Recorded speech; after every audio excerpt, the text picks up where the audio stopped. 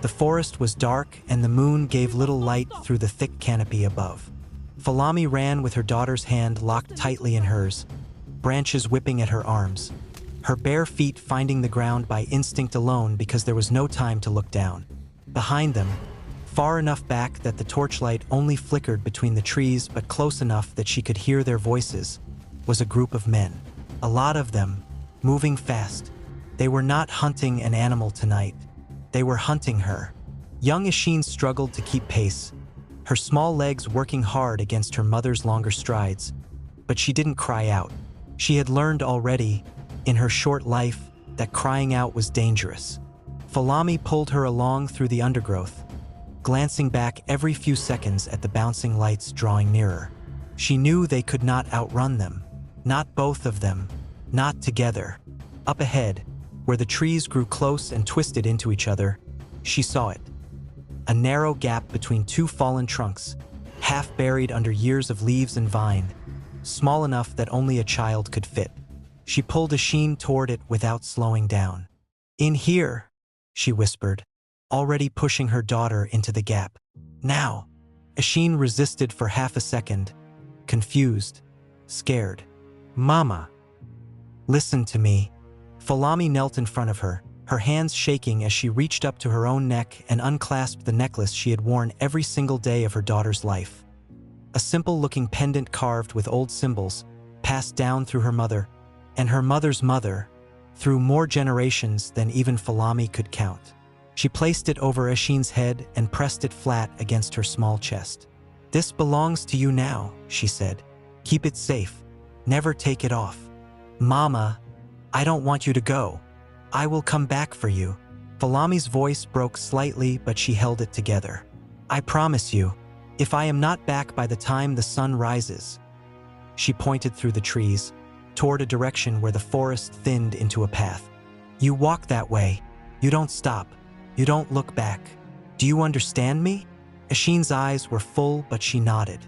"I love you more than anything in this world," Falami said, "and I will not let them take you too." She pressed a kiss to her daughter's forehead, pushed her fully into the gap between the trunks, and pulled leaves over the opening until there was nothing to see but forest floor. Then she stood and ran, away from her daughter, toward the torchlight. The men saw her movement and the chase surged forward, voices rising, the light bouncing harder through the trees as they closed the distance. Falami ran with everything she had left in her body, leading them deeper into the forest, away from the small gap where her daughter lay frozen and silent. To understand how a mother came to be running for her life through the forest at night, we have to go back. Before the chase, before the fire that would soon take everything from them. It started with a vision. Eshein was 6 years old the first time it happened.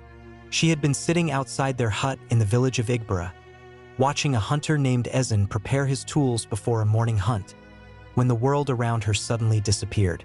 One moment she was watching him sharpen his blade. The next she was seeing something else entirely. A vivid, overwhelming image flooding into her small mind with a force that made her gasp out loud. She saw Eshein deep in the forest, a lion emerging from the brush with no warning. The hunter reaching for his dagger, fighting with everything he had, stabbing again and again. But the lion was faster, stronger, and it ended with the animal standing over him in the dust, the hunt becoming the hunted. Eshein came back to herself shaking, tears already on her face. She didn't understand what had just happened to her. She only understood, with the simple clarity that children sometimes carry, that it was true, that it would happen exactly as she had seen it. She ran to Eshein, where his wife was serving him his morning meal, and told him not to go into the forest that day. She told him plainly if he went hunting, he would die. Eshein's wife was furious. She called the child rude, disrespectful, told her to leave grown people's business alone, and chased her off with sharp words that drew the attention of nearby neighbors. By evening, Eshein had not returned. The next morning, a search party went into the bush and found what remained of him. His wife did not forget what the child had said the morning before. She told everyone who would listen. The little girl had known. The little girl had seen it coming before it happened. And in a village where such things were not understood, that kind of knowledge was not seen as a gift. It was seen as proof of something far darker. The whispers started small and grew the way fire grows when no one moves to stop it. The villagers began keeping their distance from Eshein and from Falami, who they now associated with whatever strangeness lived in her daughter. Falami begged Eshein to stop speaking of the things she saw, to keep her visions to herself, to simply be a normal child and let the fear settle and pass. But Eshein refused. The visions kept coming. Fragments of disaster, warnings of things that would happen to people who had once smiled at her, who now crossed to the other side of the path when they saw her approaching. And every time she saw something terrible coming, she felt she owed it to them to say it out loud, even as her mother pleaded with her not to. They deserve to know, she told her mother again and again. She was still only a child. She didn't yet understand that the truth, delivered to people who are afraid, often gets turned into something used against the one who spoke it. Falami herself came from a bloodline whispered about for generations, a line of powerful women said to carry sight beyond ordinary sight, gifts beyond ordinary gifts. But whatever lived in that bloodline had never awakened in Falami. She was, in every way that mattered, an ordinary woman. No visions, no power, just a mother trying to keep her daughter safe in a village that had already decided what kind of child she was. The power had skipped her. It had gone fully and completely into Eshein. The final accusation came on the day a young hunter from the village disappeared. His name was spoken constantly in the days that followed. Search parties combing the forest, families gathering at the village square demanding answers no one had. Then, one morning, a terrible smell drifted from the bush near Falami's hut. She went to investigate it herself. What she found stopped her breath in her chest. The missing hunter, lying in the brush behind her home, his body already cold, his heart long stopped. She screamed loud enough that neighbors came running, and what they found when they arrived sealed something that could never be undone. The body, behind her hut. Rumors moved through Igbra faster than truth ever could. By the following day, the entire village believed without question that Falami had taken the young hunter's life, that she had used him for some dark ritual, that the daughter's visions and the mother's secrecy were two pieces of the same terrible puzzle. The matter reached the king. Falami was summoned before the council court, dragged into judgment in front of a crowd already certain of her guilt before a single word of testimony was given. Voices rose from the gathering, shouting accusations, feeding each other's fear until it became something solid and undeniable in the minds of everyone present. She pleaded her innocence. She had no part in what happened to that young man. She wept. She begged the council to see reason, to understand that a body appearing near her home did not make her its cause. No one listened. Why would a woman already accused of witchcraft have a dead body behind her hut? They said to each other, as though the question alone was its own answer.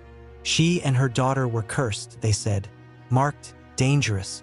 That night, Falami and Eshein were locked in a cell to await final judgment in the morning. Falami held her daughter close in the darkness of that cell, rocking her gently until the child finally fell into an exhausted sleep against her chest. She herself drifted soon after, her body giving in to a fear so heavy it had become its own kind of weight. And in that sleep she dreamed. It was unlike any dream she had ever had. She stood in a place that was not quite the cell and not quite anywhere real, surrounded by women she somehow knew without having ever met them. Their faces carried the weight of generations. Their presence filled the space around her like something ancient and patient. They told her they had always been with her, watching, waiting.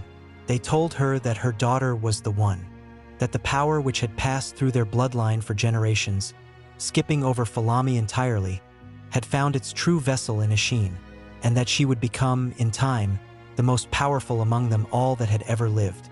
They gave her one task: protect her, above everything, above her own life, above her own safety, take her far from this place, to a kingdom where no one knew their faces, and keep her alive no matter what it cost. The voices began to fade. Then they told her to wake up. Falami's eyes opened in the darkness of the cell. For a moment she thought it had only been a dream, nothing more than her mind's desperate attempt to find comfort in an impossible situation. But something felt different. The air in the cell felt different. She looked toward the cell door. It stood open. Beyond it, the guards who had been posted there through the night sat slumped against the walls, deep in a sleep that did not look natural, did not look like the kind of sleep men simply fall into while standing watch.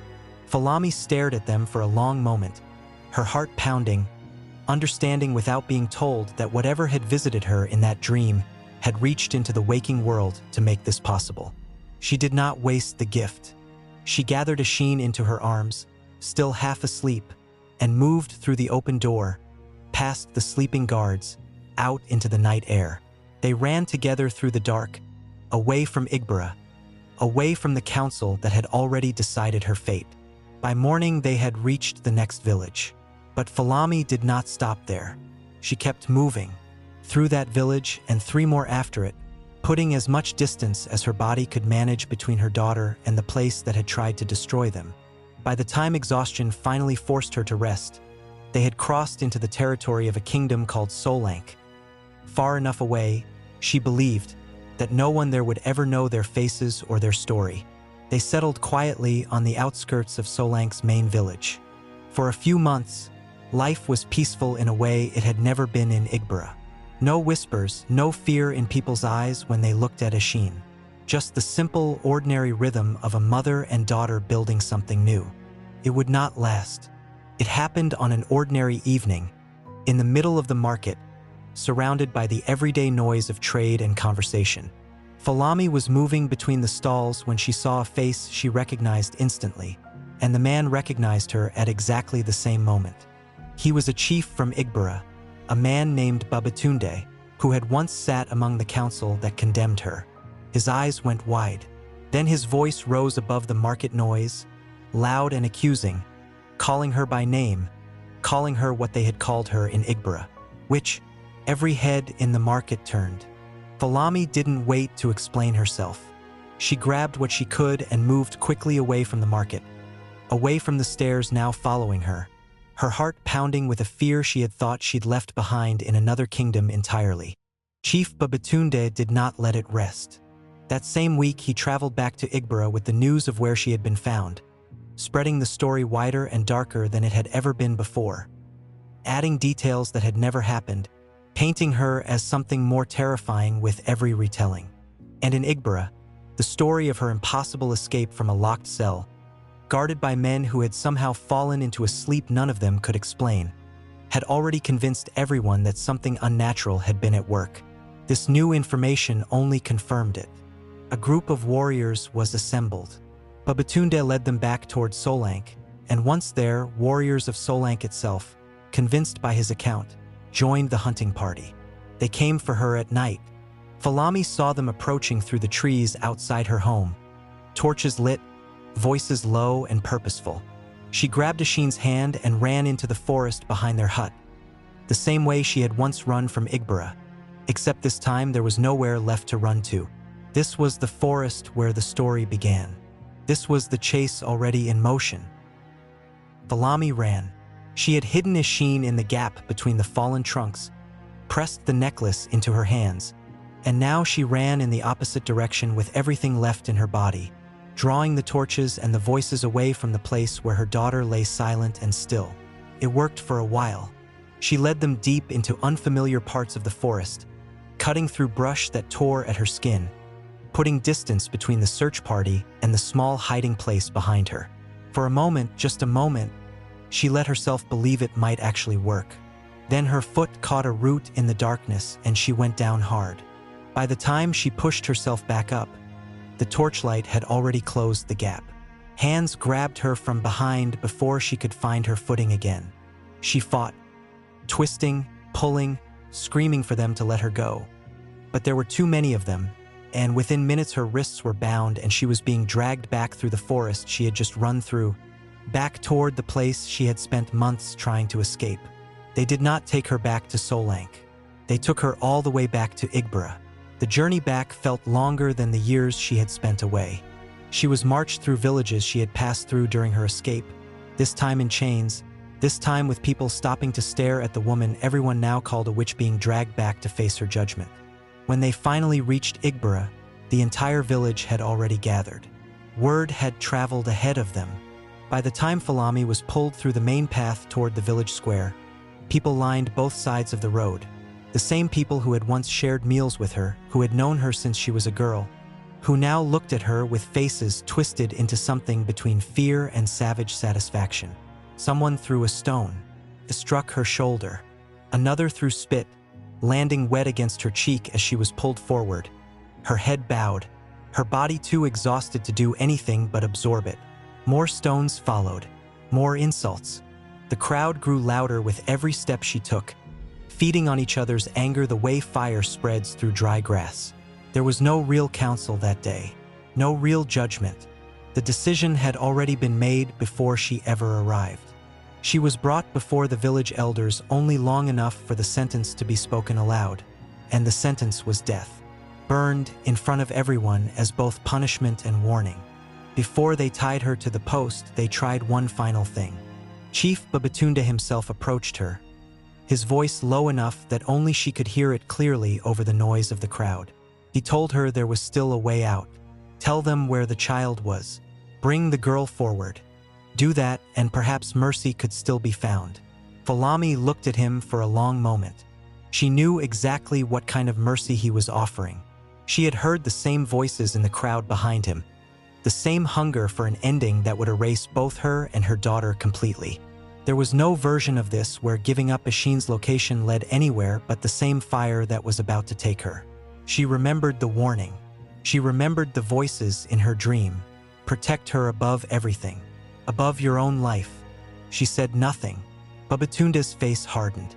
He stepped back and gave the signal. They tied her to the wooden post at the center of the village square, the same square where she had once brought Eshein to play as a small child, where neighbors had once smiled and waved as they passed. Now those same faces stood in a crowd around her, waiting. Someone lit the base of the post. Falami cried out, pleading one last time, not for herself but simply to be heard, to have someone, anyone, in that crowd remember that she had done nothing to deserve this, that she was innocent of everything they had accused her of. No one came forward. The fire climbed. She screamed until there was nothing left to scream with, and the village of Igbra stood and watched. And when it was finally over, when the flames had taken everything there was to take, the crowd did not mourn. They cheered. They believed in that moment that they had rid themselves of something dangerous, that justice had been served, that the curse hanging over their village had finally been lifted. They had unalived an innocent woman, and they called it victory. Back in the forest, far from the fire and the cheering and everything happening in the village square, Eshein lay curled inside the gap between the two fallen trunks exactly where her mother had left her. She had not moved. Morning came and went. The sun rose high and began its slow crawl across the sky, and still she stayed hidden. Still she waited, the necklace pressed against her small chest, her mother's promise echoing in her mind. I will come back for you. But the visions had already come for her, the way they always did, uninvited and impossible to stop. She had seen it before it happened. The wooden post, the crowd, the fire climbing higher and higher while her mother screamed, and the people who had once been neighbors stood and watched with satisfaction on their faces. She had seen her mother's death exactly as it was happening.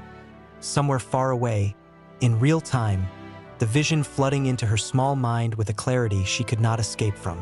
For the first time in her life, she wished the visions had never come to her at all. She prayed, with everything a child could pray with, that what she had seen would not come true, that somehow her mother would still walk back through the trees before the sun went down, that the vision had been wrong, that this one time the sight she carried would fail her. It did not fail her. By evening, as the light began to fade through the canopy above, Eshein understood with a certainty too heavy for a child to carry that her mother was not coming back. Not that evening. Not ever. She sat with that understanding for a long time, alone in the dark beneath the fallen trunks, the necklace cold against her skin, the forest growing quiet around her. Then, as the last light disappeared and darkness covered everything, she remembered the direction her mother had pointed to. the path through the trees, the promise that if she did not return, Eshein was to walk that way and not stop. She crawled out from her hiding place. She looked at the direction her mother had shown her, the path barely visible now in the dying light, and she began to walk, alone, a child with nothing left but a sacred necklace around her neck, a gift she did not yet understand, and a grief too large for her small body to hold. Somewhere behind her, Igbra celebrated what they believed was justice. They had no way of knowing what they had truly set into motion that day, because the child walking alone into the darkness was not simply a grieving girl. She was the one the ancestors had chosen, the one the bloodline had waited generations for. And somewhere ahead of her, in the years still to come, the village that had taken everything from her would learn exactly what that meant. The village of Igbra moved on. That is what villages do. Seasons passed, children were born who had never heard the name of the woman burned at the stake, and the ones old enough to remember slowly stopped speaking of her at all. The fire in the village square had long since been swept away. 17 years passed this way. Then, on an ordinary morning, a stranger arrived at the edge of Igbra. She was a young woman, calm and unhurried, dressed simply, carrying little more than what she could walk with. When the villagers who first noticed her asked who she was and where she had come from, she answered easily, warmly, with a small smile that put people at ease almost immediately. She said her name was Neka, a healer, she told them, traveling between kingdoms, offering her skills wherever they were needed. Igbra welcomed her without hesitation. A traveling healer was always useful, and Neka's gentle manner and quiet confidence made people trust her almost instantly. Within days, she had treated a child's fever, set a broken arm, and eased an old man's joint pain with herbs no one in the village had seen before. Word of her spread fast, but suddenly the disaster started. The two brothers had farmed the same stretch of land peacefully for 11 years. Then, without warning, an argument broke out between them over a boundary that had never once been questioned. It started as raised voices. By the end of the week, it had become something neither of them could walk back from. One brother accused the other of cheating him for over a decade. The other accused him right back, louder, angrier, neither willing to be the first to stop. The argument ended with a blade. By the time neighbors pulled them apart, one brother lay still in the dirt of the land they had once shared, and the other stood over him, his hands shaking, unable to explain even to himself how it had happened so fast. He was seriously injured from the fight, where they had been slicing each other's. Neka treated the wounded brother who survived. The matter brought before the council and was settled. The village mourned. They called it a tragedy, a family torn apart by greed. No one asked why two men who were brothers and had shared everything for 11 years had suddenly, in the space of a single week, become willing to kill each other over nothing at all. Not long after, a villager came to the king with a warning. He claimed the king's most trusted personal guard, a man who had stood beside the throne for 15 years, was plotting against him, working secretly with a chief who wanted the crown for himself. The king dismissed it. He had heard such accusations before. Loyalty, like his guards, was not easily doubted. That night he dreamed. In the dream he saw it clearly. His guard standing in the dark with the very chief who had been named, coin exchanging hands, a blade raised, his own death playing out in vivid, undeniable detail. He woke with his heart pounding. The dream still wrapped around him so tightly it felt more like memory than sleep. By morning he had made his decision. The guard and the chief were both seized before midday. Neither was given the chance to properly defend himself. The king's fear, fed by a dream he could not shake, had already convinced him of their guilt completely. They were executed before the sun set. It did not stop there. In the weeks that followed, the king began hearing whispers in his sleep and in the quiet moments of his waking hours, voices he came to believe belonged to the gods of the land themselves, revealing to him one by one the names of those secretly working against him. Advisors, generals, men who had served him for decades. Almost every day, someone new was executed. The council meetings became unbearable. Where chiefs had once debated calmly, Disagreements now erupted into shouting matches that left grown men shaking with a fury none of them could fully explain. They would return home afterwards still burning with it, and that night, without fail, each one dreamed the same kind of dream. His rival chief standing over him in the dark, blade raised, his own death playing out exactly as the king's had. They woke with a single, urgent thought already formed in their minds. Strike first. Within a month, 3 chiefs were dead, not by the king's order, but by each other's hands, each one convinced he was simply protecting himself from a threat that had shown itself to him in his sleep. A woman's husband died without warning, his body found cold one morning with no clear cause. She was grieving, lost, desperate for an answer to make sense of it, and someone she trusted, someone who never gave their name clearly enough for her to remember later, told her gently that her neighbor, a widow herself, had poisoned him. Out of envy, they said, because she could not bear that this woman still had a husband while she had none. The grieving woman believed it completely. That night, she went to her neighbor's hut and poured something into the pot of food cooling by the fire. By morning, the village woke to find an entire family lying still inside their home, foam at their mouths, their hearts long stopped. For people, a mother, and her 3 children who had done nothing to anyone. The village did not know who to blame. The grieving woman never spoke of what she had done, and somehow, impossibly, she seemed to forget it herself within days, the memory slipping away from her like water through open fingers. The bodies kept coming. Every few days, someone new. A fight that went too far. A poisoning no one could explain. A sudden, mysterious death with no clear hand behind it. Mourning became the village's daily rhythm, families burying loved ones faster than they could properly grieve them. Neighbors who had lived beside each other for generations began avoiding eye contact in the market. Young men who had grown up as friends now circled each other with clenched fists over insults that had never actually been spoken. Brothers stopped speaking to sisters. Households that had once shared everything now bolted their doors at night. Through all of it, Neka was everywhere that pain was. She treated the wounded after every fight, her hands gentle and sure, her presence calming in a village that had forgotten what calm felt like. She sat with grieving mothers. She tended broken bones and split skin with a patience that made people whisper her name with something close to reverence. When the king himself fell ill with a fever that refused to break, a fever that arrived suddenly in the same week 3 more of his advisors had been executed, it was Neka who was sent for. She came to the palace and knelt beside his bed, her hands moving over him with practiced care, and by the following morning his fever had broken completely.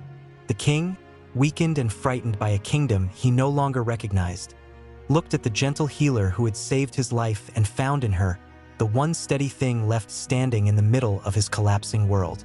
He asked her to stay close. She agreed without hesitation. The king's personal healer moved quietly through the palace halls, gentle and trusted, closer to the throne than any advisor who remained. No one in that kingdom yet understood what they had welcomed into their midst except the priest. It was a priest named Folklore who first sensed that something was deeply wrong. He had served Igbra's spiritual needs for many years, respected for his wisdom and his unusually sharp sense for things that lived beneath the surface of ordinary explanation. While the rest of the village searched for human reasons behind the growing chaos, bad harvests, jealousy, the simple cruelty people were capable of on their own, Folklore felt something different stirring beneath it all. He told the village elders plainly. What was happening to them was not ordinary. Brothers did not turn on brothers this completely without cause. Kings did not begin seeing enemies in the faces of men who had served them faithfully for decades without something pushing them there. Someone powerful, he said, was moving among them, and whatever it was not human in the way they understood the word. Most dismissed him. Fear had already made people suspicious of everything, including warnings meant to help them. Few days later, word reached the palace of a villager suffering from a mysterious affliction no healer could explain. Folklore was in the palace the moment the news came. He decided to investigate it himself. The king insisted that Neka would follow him. He gathered a small group to accompany him. Among them, the gentle traveling woman who had been so helpful around the village in recent weeks. Neka agreed to come without hesitation. They walked a narrow bush path on their way to the afflicted villager's home. the priest leading, the small group following behind him in quiet conversation. Then Folarin stopped walking. He felt it before he understood it. A presence, heavy and ancient, pressing against the edges of his senses the way thunder presses against the air before a storm breaks. He turned, searching the faces around him, trying to locate the source. The three villagers walking beside him went rigid all at once. Their eyes glazed, their bodies frozen mid-step, their minds pulled somewhere beyond their own control by something they could not see and would never remember. Only Neka remained unaffected. She stood perfectly still, watching the priest with an expression that had changed completely, the gentle warmth gone, replaced by something far older and far more dangerous than anything Folarin had sensed in his many years of service. He stared at her, his breath catching. "It's you," he said quietly. "You're the one." She smiled. It was not a kind smile. "Yes," she said. "I am the one. I am Eshein, the young girl who was left to die in the wilderness, whose mother was burned at stake." Folarin's hands began moving immediately, shaping the air with the practiced motions of a binding incantation, words pouring from him in a language older than the kingdom itself, meant to restrain whatever power stood before him. Eshein laughed. The spell reached her and dissolved against her like smoke meeting wind, accomplishing nothing at all. She watched him finish the incantation with visible disappointment on his face when nothing happened, when the power he had relied on his entire life proved utterly useless against her. "I came for revenge," she told him, her voice calm, almost gentle, as though she were explaining something simple to a child. "And nothing in this village, nothing you have, nothing you know is going to stop me." Folarin tried to step back. He never got the chance. She raised one hand toward him, and the air around his body seemed to fold and shift, his shape collapsing and reforming in a way that defied every law Folarin had ever believed governed the world. Where a man had stood a moment before, there was now only a goat, bleeding in confusion, its eyes carrying a flicker of the terrified human awareness still trapped somewhere within. Eshein turned to the three frozen villagers and released them from her hold. They blinked, shook their heads, and continued walking down the path exactly where they had left off. Completely unaware that any time had passed, completely unaware that the priest who had been leading them was gone, replaced now by a goat that wandered along beside them as if it had always been there. No one asked where Folarin had gone. No one remembered he had ever existed. To understand how a grieving child became the woman capable of all this, we have to go back 17 years, to the night she walked alone into the dark. Eshein walked for a long time before her small legs finally gave out beneath her. She did not know how many days had passed, only that hunger had become a constant companion, and the forest had stopped feeling like a path leading anywhere and started feeling like an endless maze with no center and no edge. She had followed the direction her mother pointed to for as long as she could understand it, but grief and exhaustion eventually blurred every direction into the same uncertain darkness. The old woman who found her in the wilderness was named Adoof. She raised the girl with a patient, unconditional love that asked for nothing in return, never pushing for the parts of her story that didn't add up, simply loving the child in front of her exactly as she was. But by the time Eshein became a woman, something in her had already begun to stir restlessly beneath the quiet life Adoof had given her. Pull she couldn't fully explain. A sense that there was more to what lived inside her than herbs and quiet living could ever teach her. The visions had never stopped. If anything, they had grown sharper, stranger, reaching further than the small world Adoof's home occupied. And one night, a vision came to her unlike any before it. Not a warning, not a glimpse of disaster, but something that felt like a calling, a place. A gathering of women like the ones who had once spoken to her mother in a dream inside a prison cell. She left Adoof's home without fully explaining why, only that she had to find something, and that she would carry her always in her heart for the love she had given. She journeyed for a long time, crossing kingdoms she had never seen, following the pull of the visions until they finally led her to a coven hidden deep within a forest few dared to enter. Women of her kind whom are witches of different bloodline, scattered and secret, who recognized the necklace around her neck the moment they saw her. There, her power finally found its true shape. She learned what she had only ever felt by instinct before. She grew stronger than she had ever imagined possible. And in the quiet hours between her training, alone with her thoughts, the memory she had carried since childhood never once loosened its grip. The fire, the crowd, the cheering.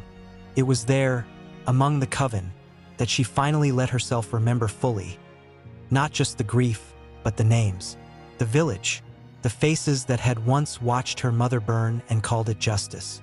She knew with absolute clarity exactly what she would do with everything she had become. Now she is back for revenge. All along it has been Eshein. She had been the whispers spreading across the kingdom. She had been the one planting those dreams. She had been the voices in the villager's head. She had been the plague all along. Back on the bush path outside Igbra, Eshein watched the 3 villagers disappear around the bend, walking calmly toward a home that no longer needed visiting, completely unaware of what had just happened beside them. A goat bleated softly at her feet, its eyes still holding the faint, helpless awareness of the man it had once been. She looked down at it for a long moment. Then she turned and began walking back toward the village, back toward the people who had once stood in a crowd and cheered while her mother burned, back toward the council that would soon tear itself apart without ever understanding why, back toward Chief Babatunde, who still did not know that the gentle stranger he had welcomed so warmly was the very thing he should have feared most. The calamity had only just begun, and it was wearing the face of a savior. After the priest disappeared, nothing held the chaos back anymore. Eshein returned to Igbra and unleashed her doom 3 times over what it had been before, where there had been individual tragedies. A husband here, a poisoned family there. Now the suffering spread like fire through dry grass, touching every household at once. Huts burned through the night as neighbors set fire to homes they had lived beside for generations. Bodies fell by the hundreds, the village's daily rhythm becoming nothing but burial after burial after burial, until there were no longer enough hands left standing to dig the graves. Mind control spread through Igbra like sickness through blood. The strangest part was that no one ever thought to leave. Their minds were no longer their own to make that decision with. They stayed and they died, and the ones who remained simply continued the same pattern the next day, and the day after that, never questioning why the only village they had ever known had become a graveyard with people still walking through it. Chief Babatunde still did not know. He lived his days unaware that the gentle traveling healer who had treated half the village was the same girl whose mother had once stood in a market in Solank, recognized and screamed at the very moment that set everything in motion 17 years before. Eshein came to his home one evening. His wife welcomed her warmly, the way the whole village had learned to welcome her, and offered her a plate of the evening meal she had just finished preparing. Eshein accepted, sat, ate calmly across from the man who had once offered her mother a final cruel bargain in exchange for her life. When the meal was finished, she asked to speak with him alone. They sat together as the evening settled outside, and Eshein began to tell him a story. Once upon a time, she said, there was a little girl who had only one person in the world who loved her, her mother.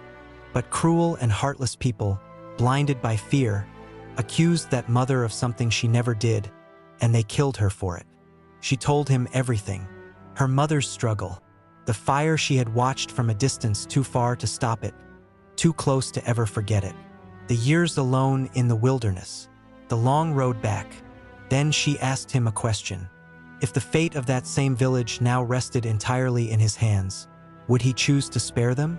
It was in that moment, hearing his own past laid out so precisely, that Babatunde finally understood who was sitting across from him. The priest's warning came rushing back all at once. Panic seized him completely. He tried to scream. No sound came. He tried to run. His body would not obey him.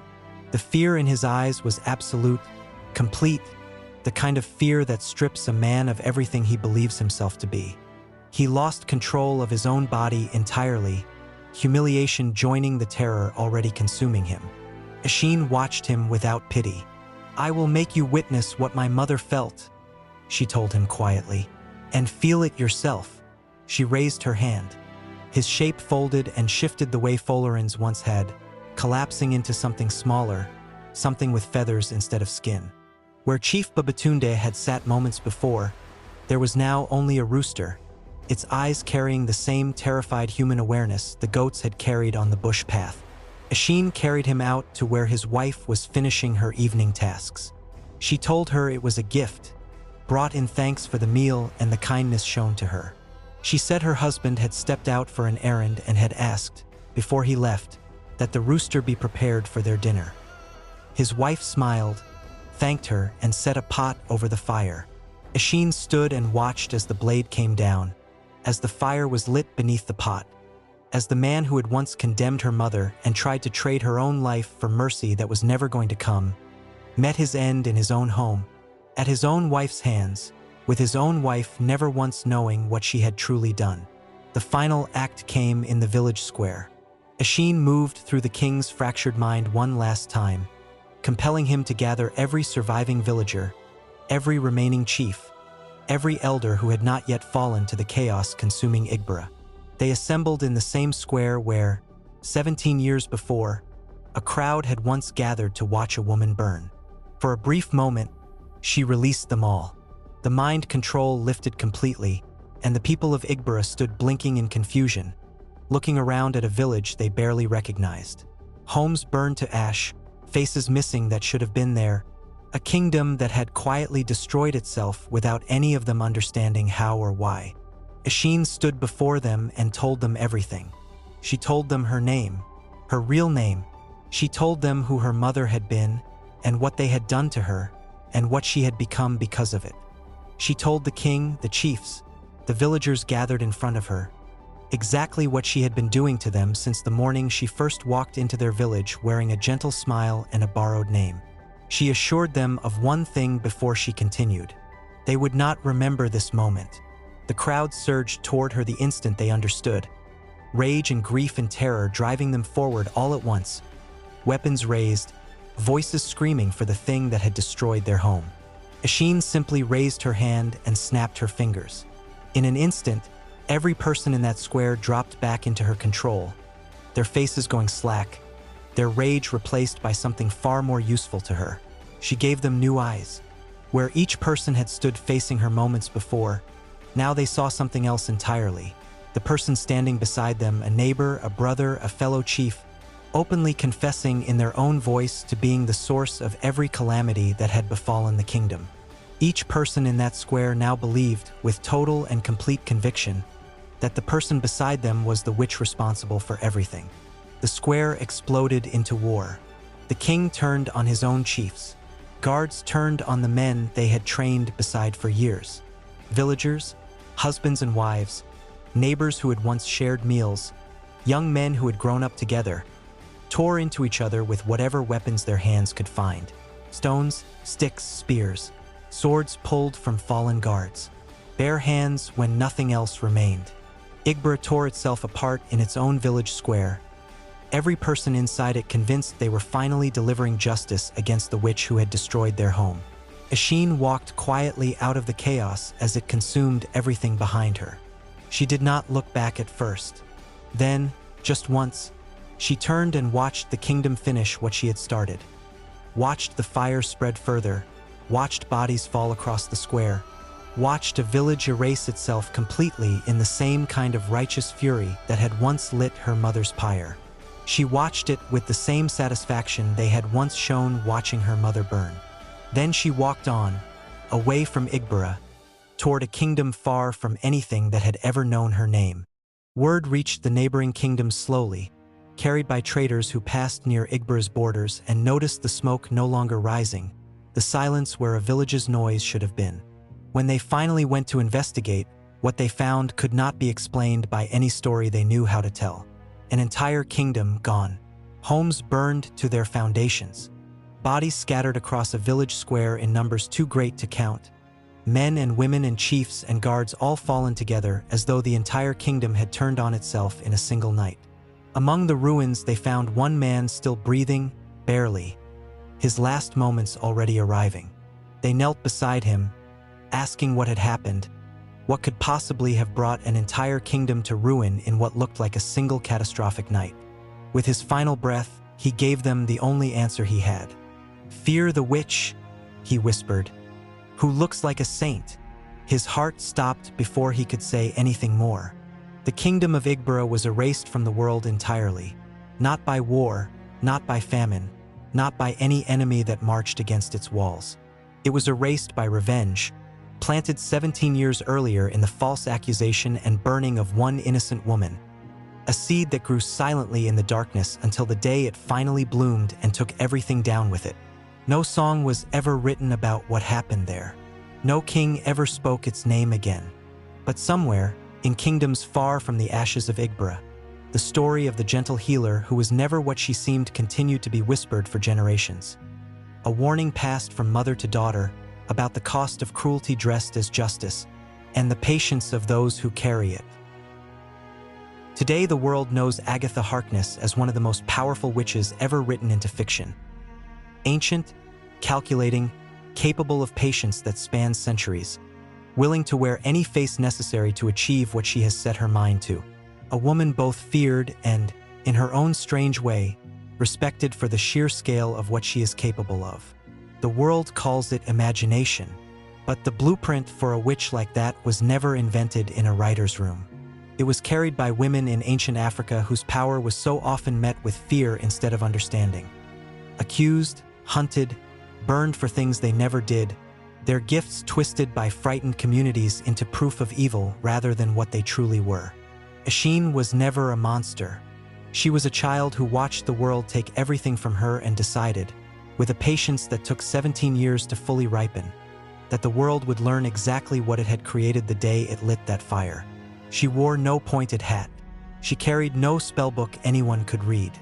She wore kindness as her disguise, and underneath it carried a grief so old and so deep that by the time anyone understood what stood among them, there was nothing left to be done. The real witches of ancient Africa were not myths invented for entertainment. They were warnings about fear, about cruelty disguised as justice, about what happens when an innocent woman is condemned by people too frightened to ask if they might be wrong. Eshein's story was almost erased completely, the same way Igbra itself was erased from every map that once held its name. But some stories refuse to stay buried. This is hers. Now you know where the legend truly began.